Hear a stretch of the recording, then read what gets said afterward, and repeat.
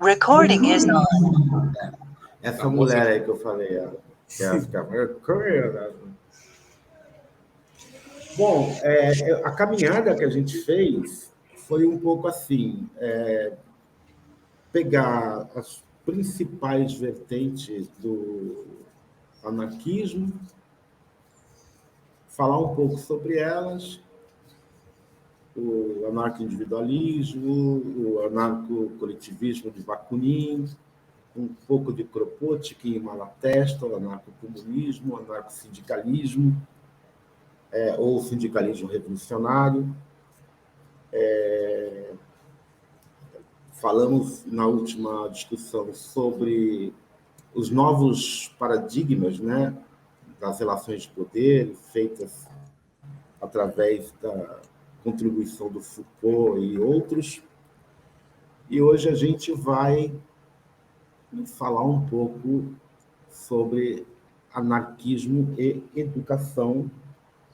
E o nosso convidado é o professor Francisco Vargas, de Rio Grande, sindicalista, professor militante, libertário e amigo de muitos anos. Estás aí, camarada, com a palavra. Estou aqui. Tu fiz uns slidezinhos que eu acho que facilita um pouco o processo, tá? Né? Visualiza, né, sobre anarquismo e educação. Assim, eu vou puxar meio que uma perspectiva histórica, tá? Mais dentro das ideias da educação, das ideias pedagógicas, tá? Vamos entrar alguma questão da história da educação propriamente dita, e eu estabeleci uma relação dialética, né, que existe entre história da educação e história das ideias pedagógicas libertárias, tá? Bom, então eu vou começar, já que a gente começar a discutir, quando a gente pensa em anarquismo, a gente fala em anarquismos, né, Cleito, que a gente já conversou sobre isso, né, bastante, que existem diferentes visões entre o anarquismo, né, e dentro da educação libertária, isso também não se dá de maneira diferente, né, dentro da educação libertária tu tem algumas discussões, por exemplo, que é a pedagogia não diretiva, né, que é a pedagogia que vai defender que a intervenção do professor, do interlocutor, né, deve ser ínfima, tá? E a pedagogia diretiva, que não, ela vai dizer, né, que a pedagogia não diretiva, ela é muito ligada ao Rousseau, eu vejo ela um pouco também no Sebastian Faure, também, e aí tu vai pegar uma pedagogia diretiva que aí vai defender uma intervenção maior do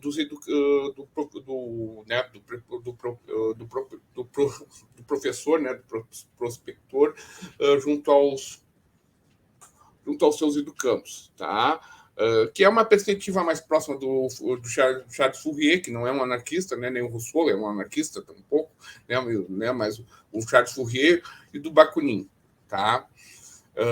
Bom, eu parto dentro da perspectiva da pedagogia diretiva, tá? Já colocando da onde eu falo. Bom, outra polêmica que também se instaura entre educacionistas e não educacionistas, né? Educacionistas são aqueles que vão dizer que o processo educacional ele tem a ver com ele é por si só revolucionário, tá? Ele é capaz de fazer a revolução por si só, a construção dessa nova sociedade. Existem outros que vão ter uma perspectiva não educacionista, né? Que apesar de considerarem a educação como parte do mecanismo de transformação social, ela não se resume a ela, né? Tendo outros processos na nossa sociedade aí como importantes, como sindicatos, as alternativas econômicas que se criam, entre outras, tá? Também parto de uma perspectiva não educacionista, tá? E essa vai ser a minha leitura que eu faço dentro da educação libertária, né? Eu usei até uma frase do Considerant, Victor Considerant, que é um discípulo do Charles Fourier, né? Entravais a natureza, colocais diques nos riachos e vos surpreendeis com que a natureza rompa os obstáculos que o riacho arraste os diques.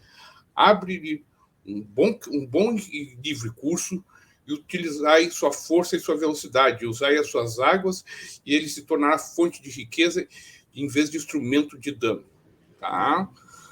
Bom, eu vou começar a colocar um sujeito que eu não considero propriamente um anarquista, mas eu considero um proto-anarquista, um pré-anarquista, né, que já foi discutido aí, que é o William Godwin, né? O William Godwin, a gente já discutiu aqui no grupo, ele é o pai da Mary Shelley, né? Foi casado com a Mary Wollstonecraft, até que eu quero estudar bastante bem a Mary Wollstonecraft, carece de estudos, né? Mas eu vejo no William Godwin uma das bases sólidas para o pensamento pedagógico libertário moderno.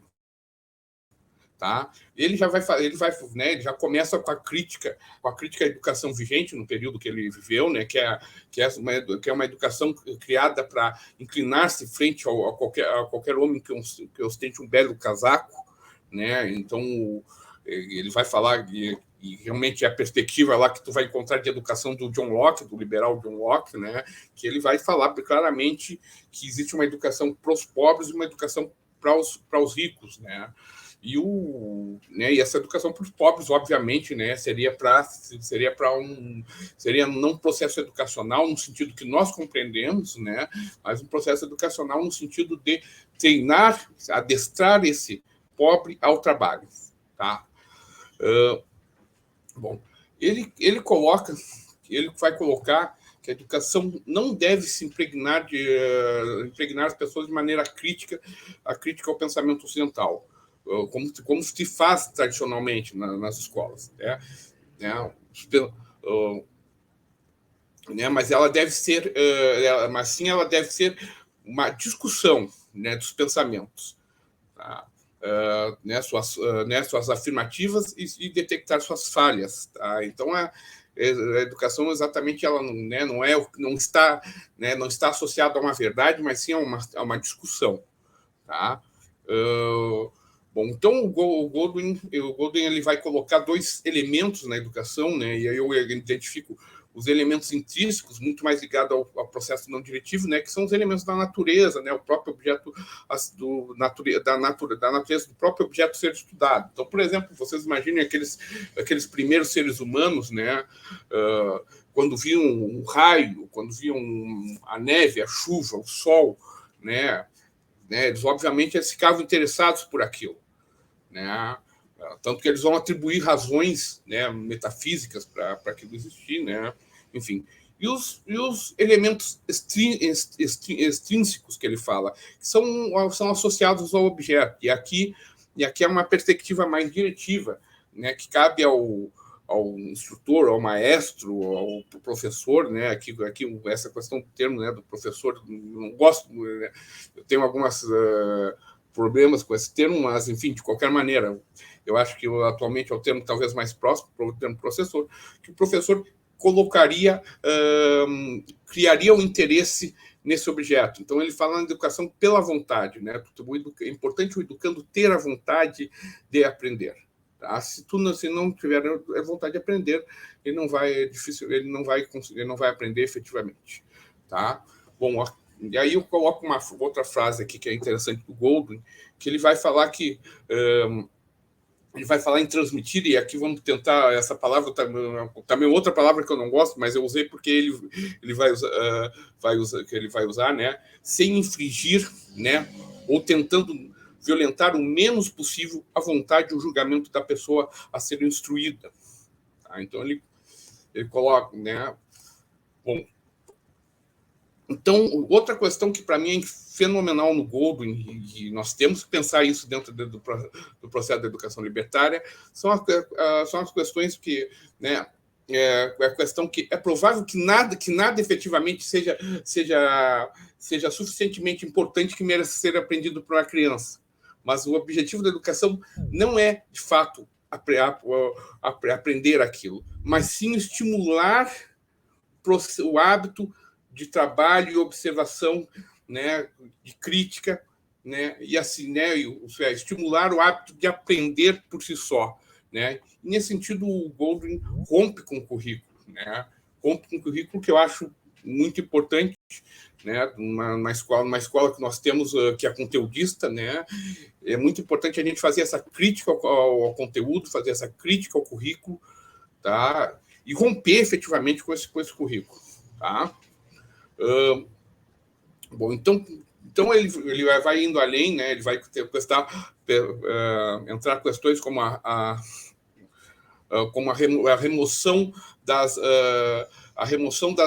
hierarquias dentro da educação, dos personagens, né, como aluno e mestre, e colocando eles em pé de igualdade e independência.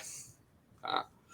E aí o Golding ainda vai destacar as vantagens desse método, né, que para ele a questão mais importante para o ser humano é a liberdade, e a liberdade que ele vai colocar aqui uma das grandes vantagens, acabando com a limitação, com limitações da juventude, tá?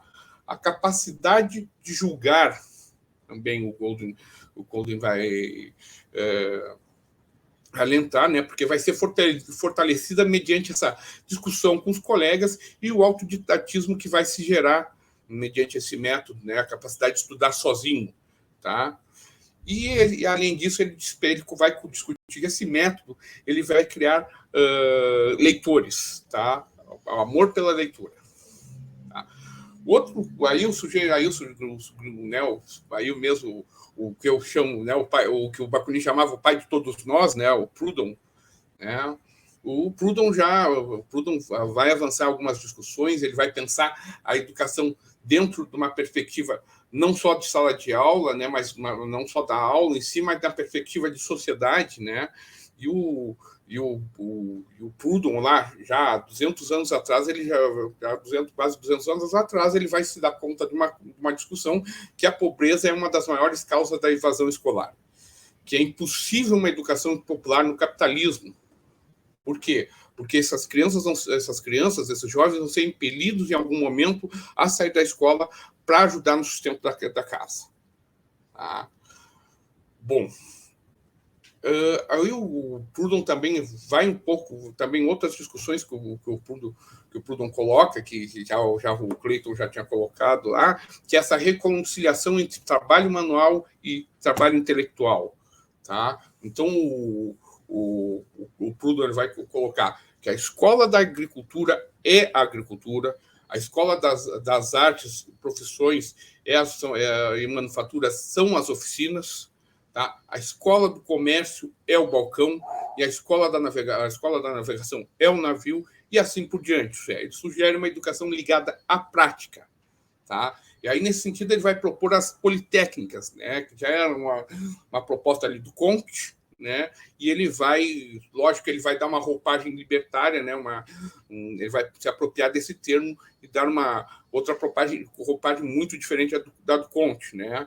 Que ele vai propor exatamente que seria uma instrução literária e científica associada à instrução industrial. E aqui, de certa forma, tu já vê o Proudhon desenhando o que o Bakunin depois vai chamar de educação integral. Né? Bom, então o Bakunin ele vai também abrir outras discussões, né, que são importantes nesse contexto. Gente, se em algum momento vocês quiserem interromper, por favor, tá? Me interrompam, porque às vezes a gente tem, eu tendo a me alongar bastante, ser um pouco, né? Se me quiserem me interromper, não sintam-se à vontade, tá? Bom, então o Bakunin ele vai partir de uma questão também, o Bakunin vai partir de uma discussão do que é a infância, né? E ele vai colocar que essa criança não pertence a ninguém, senão a sua futura liberdade, né? Sendo assim, ela é potencialmente livre, né? Que tem as tutelas dos seus pais, a tutela, né, uma tutela natural, a tutela legal da sociedade, né? que tem o direito de dever de tomar conta dessa infância, tá? Né, que essa infância pertence ao futuro da sociedade. Sendo assim, a liberdade só a liberdade só é concedida a liberdade àqueles maiores, tá? Porque o Bakunin ele compreende que o indivíduo não nasce livre, né? Ele vai adquirir a sua liberdade e esse processo de aquisição da liberdade vai se dar por meio da educação, né? Então ele vai colocar que a função da escola é emancipar o indivíduo. O ser humano ele não nasce livre, ele é visto que a liberdade ela é social e não individual. Tá? Né? Ele rompe com o conceito, tá? Novamente com o conceito do Locke, né? Que a liberdade de um termina com a do outro, e o Bakunin vai colocar: não, a minha liberdade se estende com a tua. Né? A liberdade de um se estende com a liberdade do outro. Tá? Bom, só quando o educando quando o educado indivíduo ele é capaz de gozar de sua liberdade coletiva e administrá-la. Tá? Posso falar uma coisa sobre isso, Chicão? Pode falar. Eu acho que essa discussão que o Bakunin coloca, ela é fundamental porque ela vai redimensionar a visão russoniana de educação. Porque a visão russoniana, que é a visão lá no Emílio, que é não diretiva, ela considerava a liberdade uma questão natural. Exatamente. Então, a liberdade é no meio, o meio que se educava. Já o Bakunin, ele vai compreender que a liberdade é o fim a se almejar. Se o homem nasce livre, né, de forma geral, ele é preso dentro de um conjunto de mecanismos da sociedade, e aí ele perde essa liberdade natural, que é substituída, né, pela força e pela coerção da sociedade.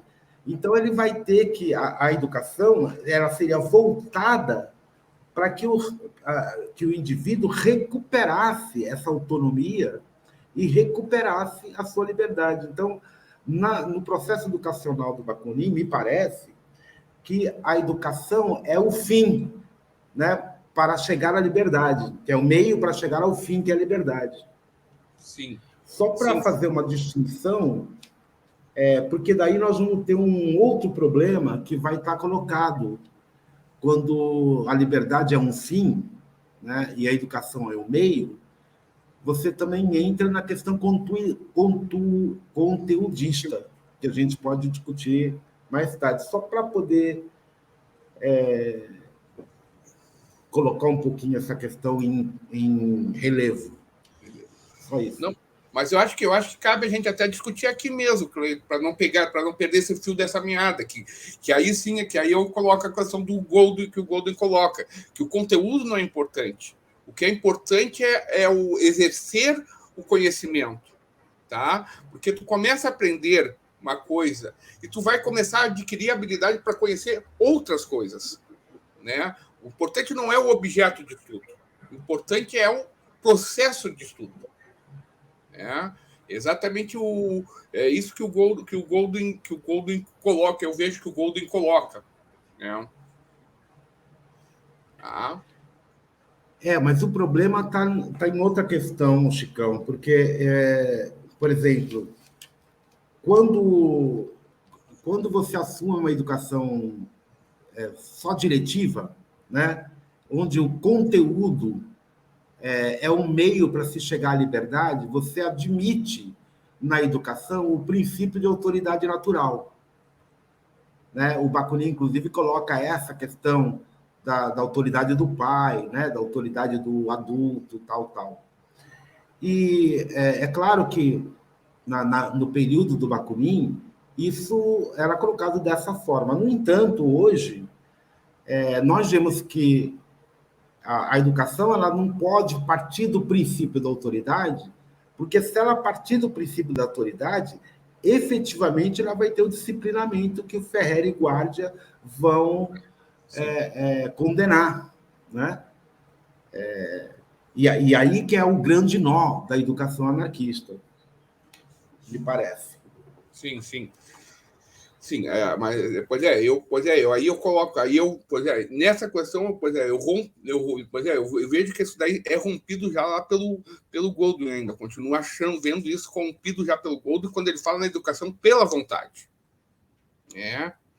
E aí, lógico, e aí não é autoridade, não é autoridade, é o convencimento.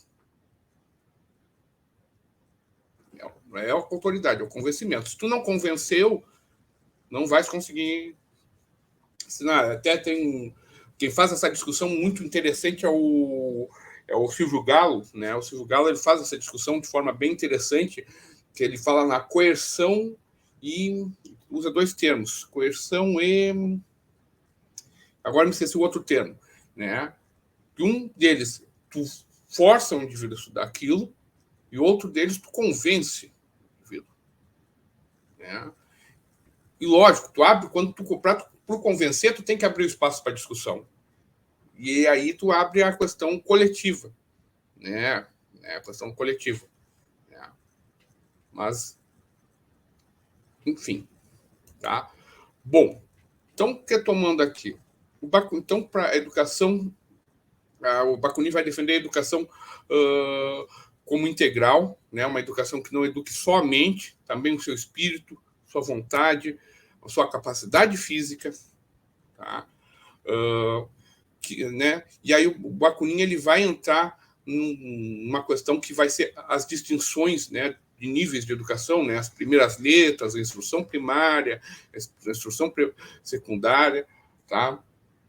Superior ou técnica, tá? Assim como vai apontar o Proudhon também dentro da questão da prática. Tá? Bom, Ferrer e Guardia. Então, Ferrer e Guardia, para mim, é o grande catalisador da educação libertária. Lógico, com todas as suas limitações temporais, enfim, mas ele vai ser, eu acho que é o grande cara, é o cara que ainda é o grande referencial dentro da educação libertária, para a gente conhecer esse processo, eu acho que é o Ferrer e Guardia. Então, o Ferrer e Guardia, ele vai defender a escola racional, integral, né? Tem algumas questões que para nós parecem batidas, mas não são tão batidas assim, né? O Ferrer vai ver lá na Espanha, lá do final do século XIX, começo do século XX, que é uma Espanha extremamente católica, né? Ainda com requisitos daquela Inquisição, né? Que assolou ainda no século XIX a Espanha, né? Então ele vai defender o laicismo na educação, a coeducação entre os sexos, que para a Espanha era algo bastante importante, né? Algo que era relevante naquele momento, tá?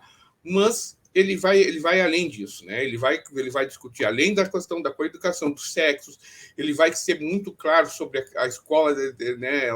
Mesmo essa escola não sendo a escola libertária em si, a escola do, né? Porque o Ferrer ele vai dizer ainda que a gente está ainda envolto, né, nessa sociedade. Ele vai defender a coeducação também entre pobres e ricos, né, partindo do princípio de solidariedade, né, para não criar novas desigualdades entre esses jovens, tá? Portanto, na escola, e aí ele vai indo além, né? Na escola moderna não haveria prêmios, castigos, exames, né? Não haveria meninos, alguns jovens favorecidos por notas que sobressaem, outros classificados como incapazes, né? Enfim,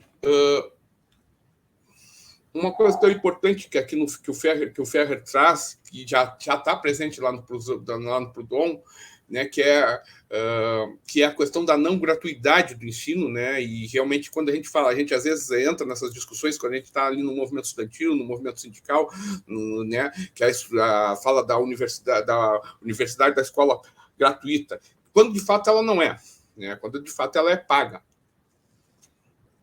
né? Isso é uma discussão a se entrar, que eu acho que cabe a gente entrar, pelo menos como entre nós, né? Entre nós, essa questão, tá? O Ferrer ele vai propor uma proposta tão grande, tão forte para a educação, que ele, inclusive, ele vai propor que esses novos educadores que viriam, né, teriam que passar, não poderiam ser esses antigos já com certos vícios, tá? Né? Que existe a necessidade de criação de novos cursos normais para criar novos professores aptos a essa educação racional. O Ferrer, algumas questões importantes que ele vai trazer são a questão das conferências dominicais, que, né, abrangendo família dos estudantes e outros interessados. Isso daí né, e admitindo a necessidade de uma formação continuada desse ser humano. Tá? E aqui vai ter alguns pontos que depois eu vou colocar lá na minha conclusão, né, na minha conclusão, não, nas perspectivas que eu vou abrir a partir dessa visão, desse passeio pela história da educação libertária. Bom, outro cara aqui que eu gostaria de chamar a atenção, né, e aí eu peguei um brasileiro, aí, um gaúcho, né, o Polidoro Santos, né, que também é um defensor da educação racionalista. Ele vai estar envolvido em todos os episódios de educação racionalista que houveram em Porto Alegre no início do século XX. Né? Então, o Polidoro ele vai defender uma educação racionalista, né? Ele vai condenar a instrução pública e religiosa, tá? Por estar com aqueles dogmas irreais, com a metafísica muito forte, né? Coloca a questão da tortura que as crianças sofrem na instrução pública e religiosa, tá? Que levam à evasão escolar, né? Como se não bastassem também os entraves sociais que aconteciam também, existem entraves do próprio autoritarismo desse processo escolar. Tá? Bom, por fim, gente, ainda trabalhando nessa questão, eu vou falar um pouco sobre alguns intentos da educação libertária, tá? que nós vamos ter. Um dos primeiros grandes intentos aí, o orfanato de Prévost, em Saint-Puys, que Paul Robin ele vai assumir a direção ali, uma instituição de caráter mais público, né? Mas o Paul Robin ele tenta realizar um trabalho no sentido mais libertário, tentar romper com esse processo. Ele vai chegar a um ponto, inclusive, ele vai ser posto para fora da direção do orfanato Saint-Puys, tá? Outra escola aí que nós vamos ver aqui, que vai acontecer, vai ser aqui em Rio Grande, que inclusive que eu tenho a notícia, uma das primeiras escolas, é a primeira escola operária do Brasil, tá? Que vai acontecer em 1893. A rigor, ela não começa como uma escola anarquista, né? Ela começa como uma escola ligada à social-democracia, tá? Mas ela acaba na década de 20, né, a Sociedade União Operária ela vai acabar sendo liderada pelos anarquistas e vai haver algumas mudanças nessa escola, tá? Que vão inclusive vai causar alguns atritos entre os professores da escola com esse grupo anarquista que está ligado à gestão da Sociedade União Operária, tá? Tá? Aí nós vamos ter também a Escola Moderna Racionalista, de 1901, em Porto Alegre. Vamos ter La Roche, né, que é do Sebastian Faure, que o La Roche ele tem uma questão mais...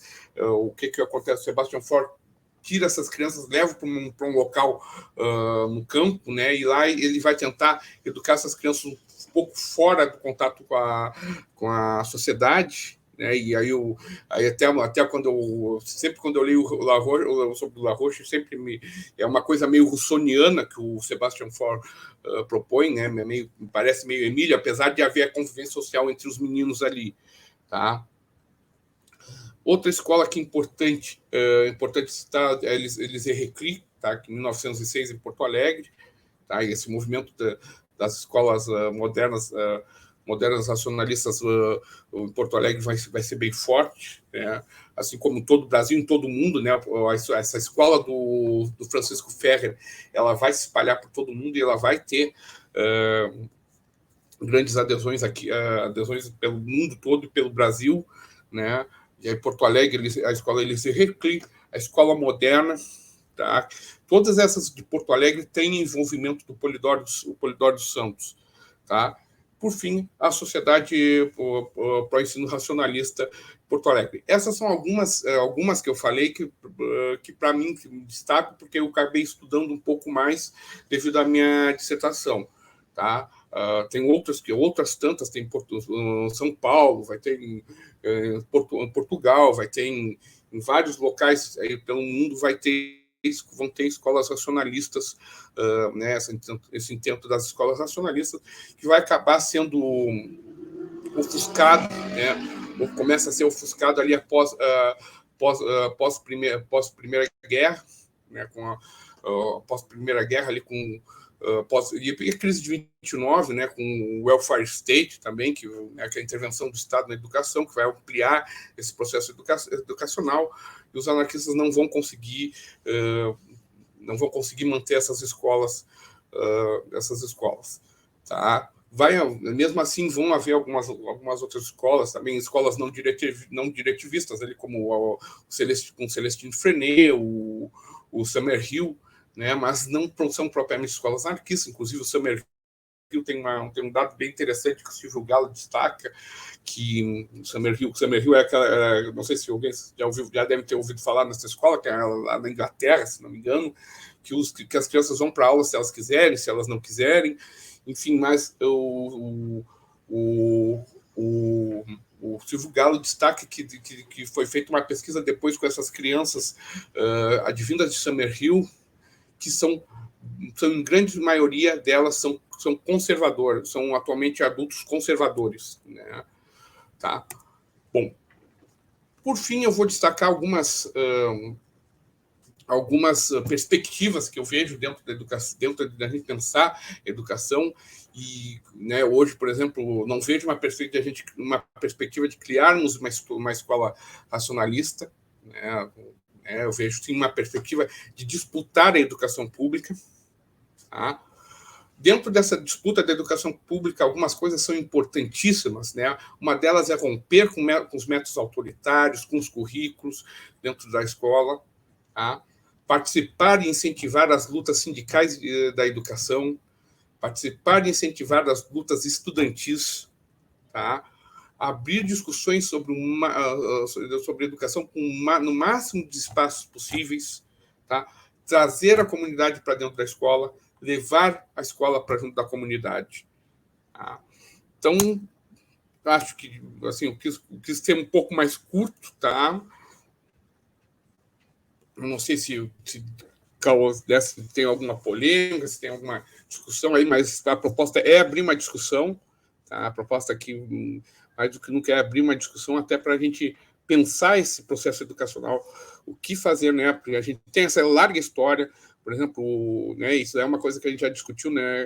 A gente já discutiu aqui, que a trajetória da educação, do pensamento libertário, com certeza dentro da educação, com certeza é o mais sólido dos pensamentos de esquerda dentro da educação. Né? É um dos pensamentos mais bem, né, vamos dizer, discutidos. Né? Os anarquistas discutiram muito bem. O que o Marx não fez, né? O que o Marx não fez, outros não fizeram também, o anarquismo fez. Bom, companheiros, Ticão, muito obrigado aí pelo início, né, da discussão sobre a questão da educacional. Eu queria só pontuar algumas questões que quando o Chicão fala do welfare state, quando ele fala que a escola moderna, a escola racionalista, passa, no pós-guerra, a declinar, é preciso também lembrar que não é só escola, isso é um processo mundial de caça aos anarquistas no mundo todo. Os anarquistas são mortos, são aprisionados, são retirados dos sindicatos. Você tem o crescimento dos bolcheviques a partir de 1917, com a Revolução Bolchevique, e, ao mesmo tempo, com a quebra da Bolsa de Valores, vai vir o welfare state, né, que vai englobar a educação, vai retirar a educação do campo dos operários, né, e vai definir a educação pública, porque a burguesia percebe que ali está a grande forma de controle das crianças desde pequenininho, né? Então, aqui no Brasil, particularmente, tem a fundação do Partido Comunista, em 1922, a quebra. Alguns teóricos anarquistas vão, inclusive, fundar o Partido Comunista aqui, empolgados com a Revolução Bolchevique. Em seguida, nós temos aqui outros elementos que vão produzir uma caça terrível aos anarquistas, desde o tenentismo até o cangaço, né? Você vai ter ali sempre um processo, e depois, é claro, com o Estado Novo, com Getúlio Vargas, né? E com as traições da aliança entre os comunistas e o Getúlio Vargas, né? Aí acabam os sindicatos autogestionários, os sindicalistas revolucionários, e também todas as escolas. O Chico falou, o welfare state está... Desculpa, o welfare state também está ligado. A gente tem que pensar o welfare state está intimamente ligado ao fascismo, né? Porque o fascismo também vai se usar desse welfare state, né? E esses governos que vão participar do welfare state, eles vão tender a ser mais autoritários. O próprio o Vargas, o que é o Vargas? Né? O que é o Vargas? O Vargas é um representante maior do welfare state brasileiro, e ele é uma figura de um autoritarismo, né, bastante elevado, né? Nós vamos ter vários anarquistas que vão ser executados pelo Vargas, né? Eu peguei o welfare state para não colocar, porque se a gente entra também, a questão lógica, a questão dos bolcheviques também é importante, né? É que tem dentro da historiografia, Cleiton, tem uma perspectiva que coloca que os anarquistas teriam caído pela sua fraqueza teórica e pela grandeza teórica do marxismo. E, logicamente, eu acho que o welfare state tem muito mais a ver com isso. Lógico, a traição dos próprios bolcheviques contra os anarquistas, né, também tem, né, que se espalha pelo mundo, né, enfim, né, tem muito a ver com isso, né. Eu coloquei o welfare state de forma resumida, né, que eu acho que é o fator mais... Os comunistas sempre tiveram muito mais unidade, porque eles têm uma mesma base teórica, né, que é o marxismo.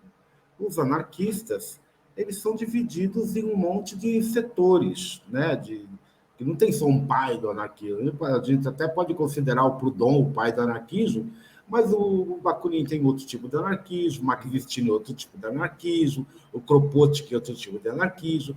Por isso que a gente fala que é anarquismos. Mas o mais importante nessa história aí é que é o seguinte, é que os comunistas se aliaram efetivamente com o welfare state, né?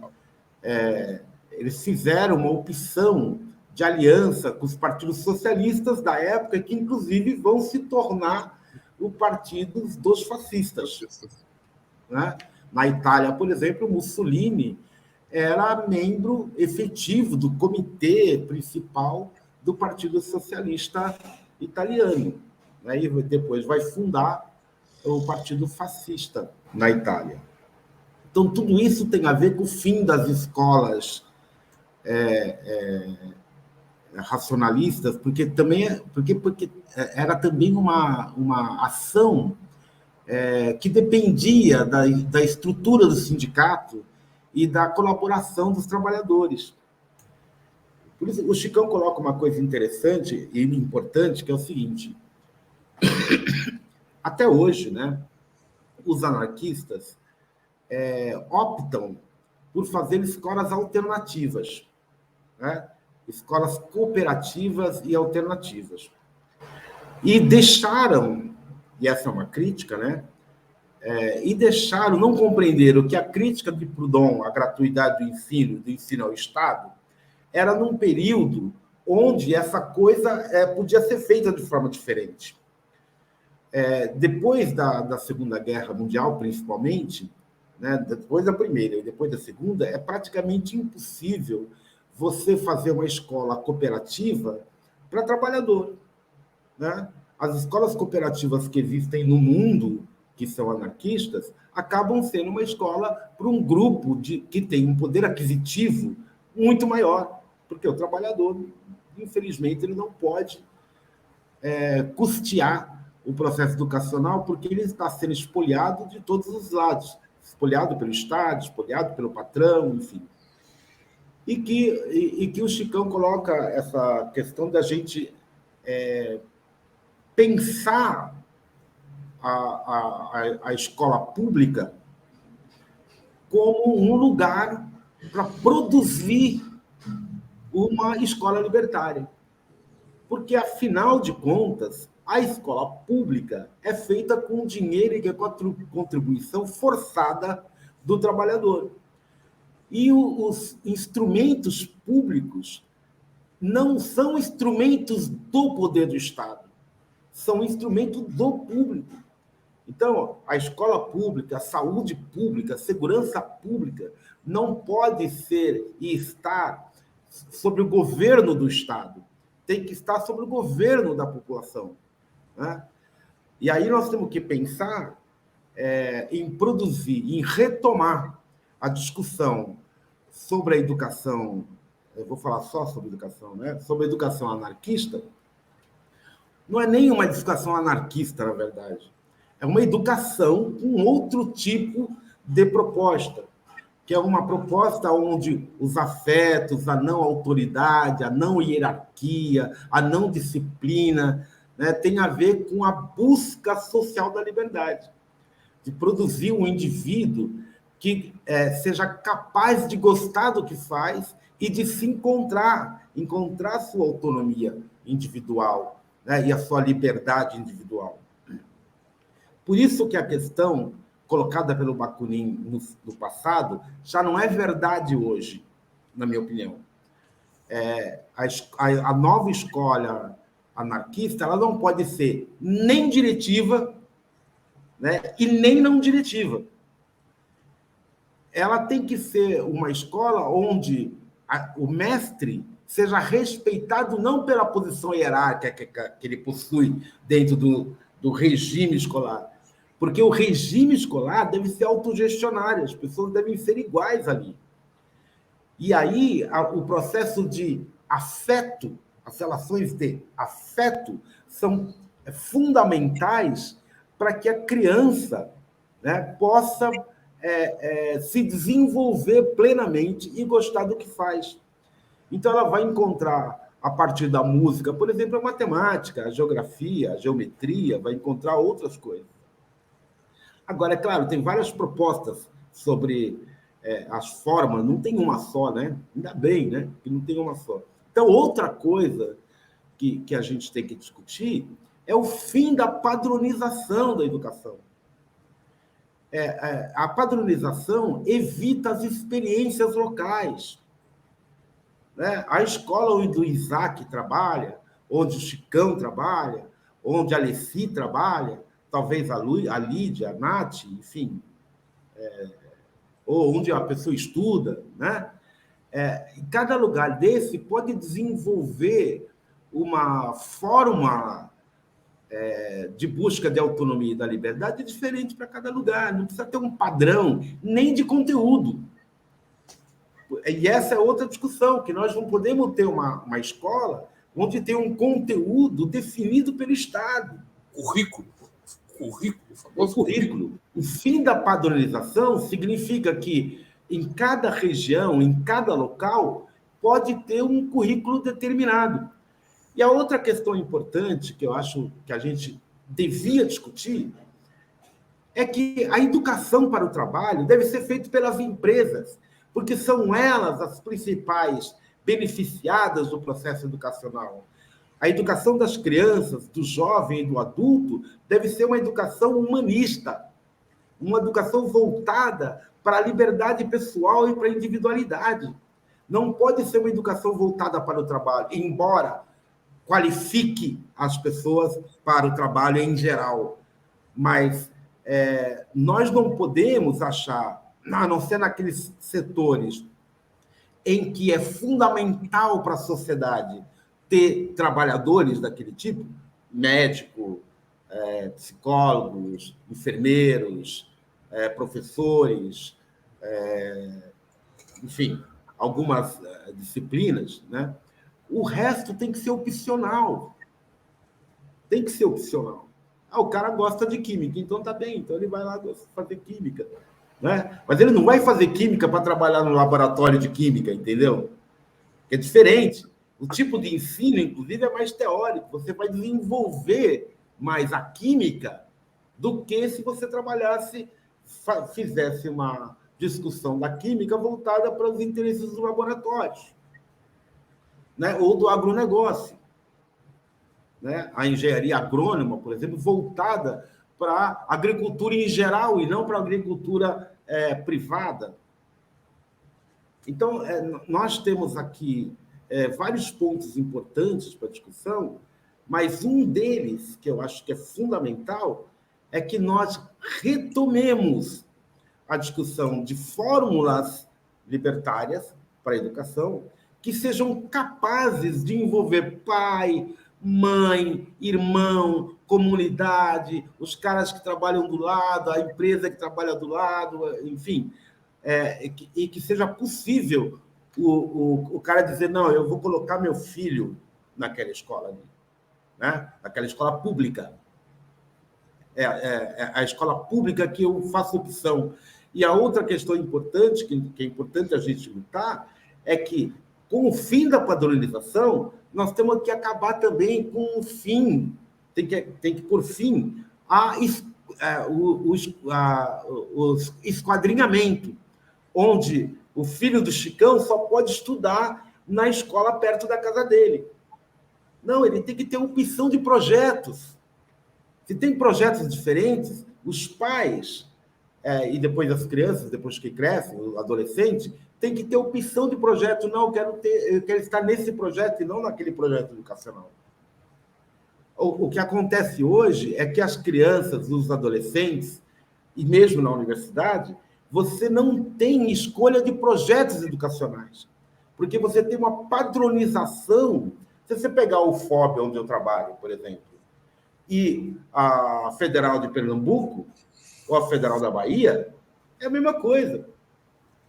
Não tem projeto diferenciado. Não tem projeto pedagógico diferenciado. Se você pegar a escola do Chicão e a escola da Alici, é a mesma coisa. Né? O que nós estamos fazendo é matando a originalidade. Né? O que o Estado faz é matar a originalidade, destruir a capacidade individual de criação, né? E proibindo e até punindo a diversidade. Então, eu acho que a gente podia partir, então, dessa discussão que o Chicão trouxe para formular um pouco sobre isso. O que vocês acham? Não, eu concordo plenamente com o Cleiton, porque realmente certo? Até às vezes se travesse os tais projetos pedagógicos diferentes, mas são travestidos, eles vêm engessados do Estado. Agora mesmo eu acompanho, que eu sou gestor em uma gestão de escola, né? E eu acompanho o projeto educacional. Ele veio com, pode optar entre este ou este. Mas eu não quero nenhum dos dois. Não, é esse ou é aquele. Não tem outra opção. Né? Eu me lembro, Chicão, do projeto feito lá na enfermagem de Pelotas, que era um projeto onde o papel... Porque o grande inimigo da educação é o professor. É o professor. Porque o professor não quer sair do seu lugar de poder. Né? Então, nesse projeto educacional que foi feito lá na UFPEL, não sei nem se existe ainda, o papel do professor era de mediador, era de incentivador. Ele não era mais um papel de efetivamente ensinar, né? O mestre, tal, tradicional. Ele era um papel de incentivador e eles trabalhavam com casos de papel. Né? Tinha um caso e, a partir daqueles casos, eles discutiam as aplicações da enfermagem àquele caso ali, a discussão da saúde pública a partir de um determinado caso. E essa mudança estrutural, ela foi atacada por tudo quanto é lado. Né? E o que aconteceu? Até hoje, eu não sei como é que está agora, né? Mas até hoje não tem apoio de ninguém. Né? Mesmo os anarquistas não olham ali fazendo, não, eu quero apoiar aquilo ali. Né? Quero apoiar aquela experiência pedagógica que está acontecendo lá na medicina de São Carlos, por exemplo. Quando aconteceu na medicina de São Carlos, né, que também fez uma mudança na estrutura pedagógica e ficou isolada. É claro que era a medicina de São Carlos, então USP e tal, consegue sobreviver. Mas, quando é de universidades de outro tipo, como a UFPEL, ou a própria UFOB, ou uma escola qualquer, o que acontece é que ela recebe ataques de tudo quanto é lado e não tem instrumentos de autodefesa. Né? Não tem instrumentos de autodefesa. Então, se o Chicão fizer e os colegas dele lá fizerem, o Alessi, fizerem uma mudança estrutural lá na sua escola, ela vai ser atacada por tudo quanto é lado e vai acabar, né? Porque nós não temos instrumentos de publicização, né? E nem capacidade de luta, porque não está colocado isso para nós, né? Eu estou querendo colocar isso para nós, de apoio a essas tentativas, né? De mudança do processo pedagógico. Né? E vou te falar uma coisa, Chicão. Há muitas mudanças, e que não que tem a base da estrutura do pensamento anarquista, e que não são anarquistas. São pessoas comuns, que não querem mais essa educação como é hoje. Porque o que acontece é que o carinha que entra na escola pequenininho, quando ele chega aos 8, 9, 10 anos de idade, ele está odiando a escola. Ele quer sair fora. A nossa literatura está morrendo porque os caras vão ler Machado de Assis com raiva. E vão detestar o Machado de Assis, que é um grande, né, talvez um dos maiores escritores da literatura mundial. Né? Pode até dizer que ele é um Anatole France, né, da literatura brasileira. Mas os nossos jovens simplesmente não vão ler a Luiz Azevedo, não vão ler mais Machado de Assis, a não ser que sejam obrigados para o vestibular ou coisa parecida. Então, a literatura passa a ser algo extremamente ruim. Né? E isso se dá também na educação física, na química, na biologia, na história, em tudo quanto é lugar. O resultado de hoje é que nós temos nossos jovens que chegam à universidade que não gostam de ler. Você dá uma página para os caras ler um sacrifício. E claro que a culpa não é deles, né? Claro que a responsabilidade deles não gostarem. Não, eles estão reagindo, né, a uma escola autoritária, uma escola difícil, a mestres que, na verdade, deixaram de ser mestres faz tempo, né? Que são capatazes da educação. Então, eu acho que é bem importante para nós, se a gente quer mudar esse mundo, né, juntar a escola com as ações em tudo quanto é outros lugares. Porque os anarquistas sempre falaram que tem educação formal, educação não formal, palestra, debate, isso aqui que a gente está fazendo, por exemplo, né? E a educação informal, que se dá nos sindicatos, nas lutas diárias, no dia a dia da vida. Tudo isso é um conjunto de aprendizado que não pode estar desconectado um do outro, né? As discussões formais, elas têm que perpassar as discussões não formais e as discussões informais. Aquilo que está acontecendo no seu bairro é importante para o estudante aprender a pensar sobre aquilo, a escrever sobre aquilo, a formular sobre aquilo.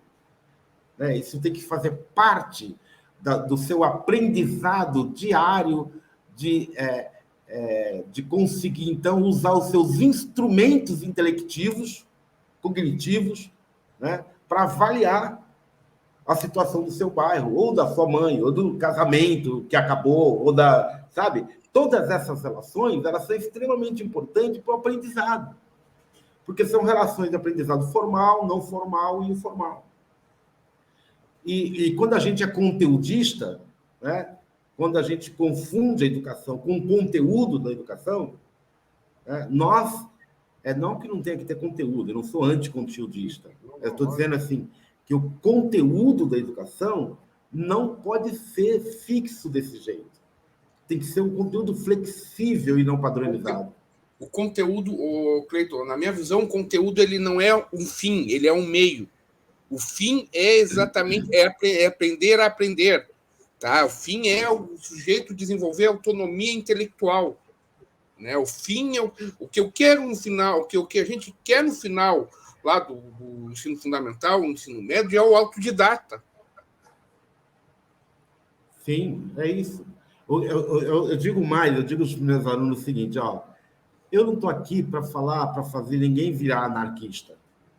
Eu estou aqui para fazer as pessoas terem capacidade intelectual de decidir o que querem, de não serem manipuladas, de ter instrumentos intelectivos para dizer não, para dizer sim, e de compreender os instrumentos, os mecanismos, né, de coerção que existem e como sair deles, como lutar contra eles. Ou seja,